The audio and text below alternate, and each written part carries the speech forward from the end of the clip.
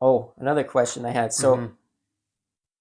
thinking about how the stock market works now and pictures like this of how everybody's busy on Wall Street or in Toronto, how long has this system like this been in place? Like that this is how buying and selling works or like stocks.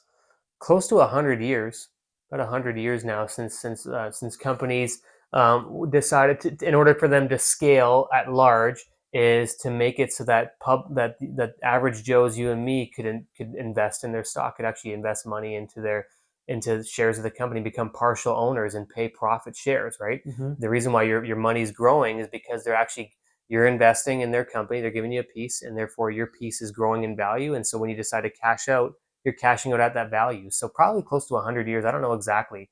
But now, obviously, with technology, it's turned into, it's unbelievable, right? The financial Yeah. industry is by far the largest industry in the world, Mm-hmm. like way, way bigger than any other industry.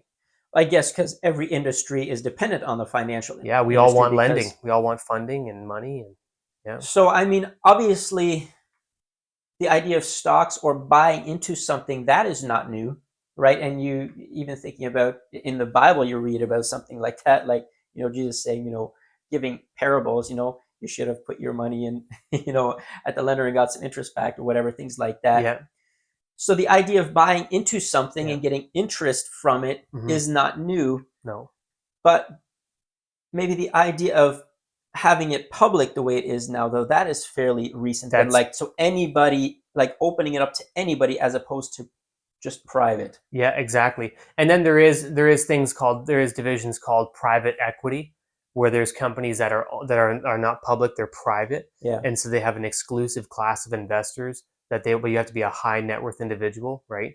Mm-hmm. Like for example, CIBC invests in some private equity. It's called they have a wealth division called Wood Gundy, and BMO has Nesbitt Burns. Those are private wealth managers.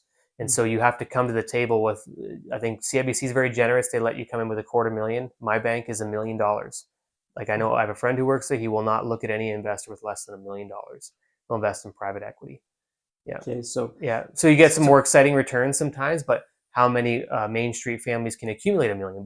yeah, That's where we'll come in and we'll set up some world class mutual funds for $25. yeah, We're happy to deal with the 90% middle income bracket. yeah.